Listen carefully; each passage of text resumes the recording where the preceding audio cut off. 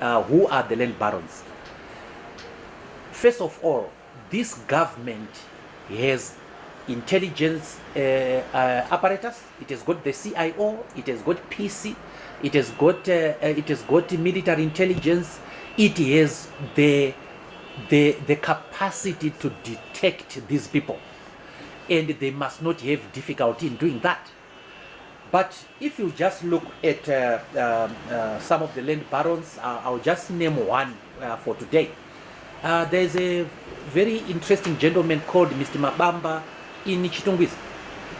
He is a land baron, there is no question about it. Although he has been arrested here and there, I have not seen where he has been prosecuted or where he has been convicted. And we also know that there are a lot of housing cooperatives that were formed by Zanu PF. And originally, Zanu PF under Mugabe wanted to encroach into MDC's spheres of influence. And they had these land barons having these settlements as a way of getting votes in the urban areas. But they created a problem. They created land barons, and they have to fix those problems. We have had people settling on wetlands, and we saw the problems just a few weeks ago when there were those rains and all that difficulty that it generated. So the land barons, Zanu PF, the government has got the power to investigate them, the power to identify them, and they must use that power. And these people must be arrested whether they belong to Zanu PF or not. So the problem of corruption has to be completely depoliticized for it to be attacked. So when we are dealing with a corrupt person, we are dealing with a criminal.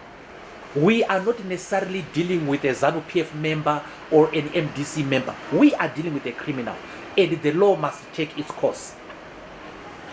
The Minister of Local Government, we did discuss his suspension of the mayor of Harare, Councillor Mafume, and the deputy mayor, Councillor Lakson Mukunguma. And I did inquire from the minister whether he understood that it was affecting service delivery, and also the suspension of the town clerk. So at one point in time, we had a city without a mayor and without a town clerk, and that is a recipe for disaster.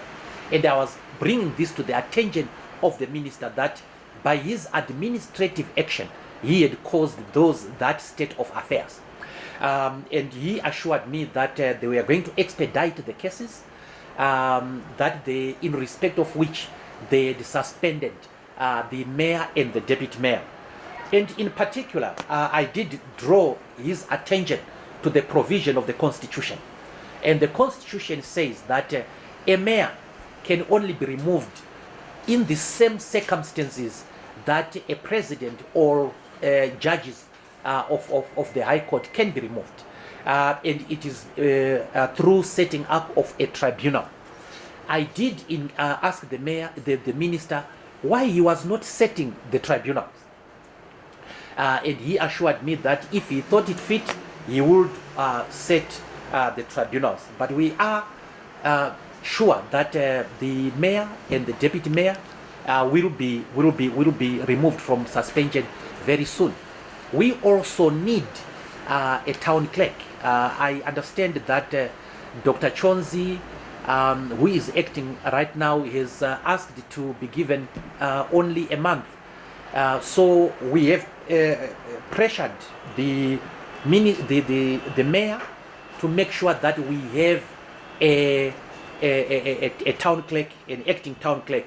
We cannot appoint a substantive town clerk because the current town clerk is still available, but he has been suspended and he is facing criminal charges. All that has to be expedited. But I was happy with my engagement with the minister, and we did agree that that is the approach that we needed to take. We needed to tackle the problems of Zimbabwe together and through dialogue.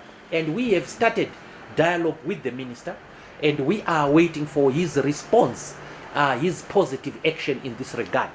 We want the cases of the mayors to be dealt with as a matter of agency.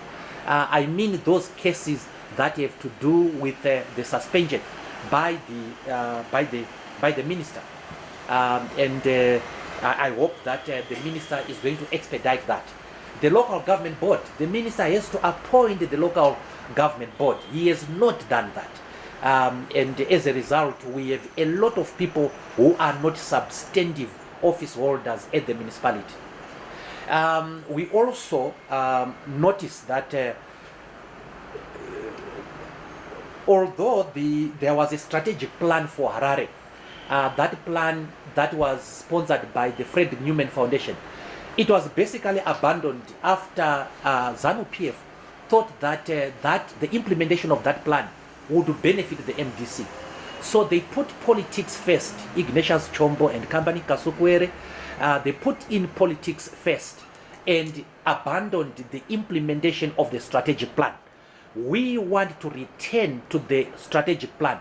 And what I advised the minister is that I was going to instruct the council, the city council, to go back to the strategic plan. Of course, they have to revise it because that plan was made, I think, some time ago, and it is to be adjusted. And that plan works. And basically what we are saying is that we must separate service delivery and business of the city. And business of the city must be done by experts in business who will attract investors and so on. So I think that that plan has to be implemented.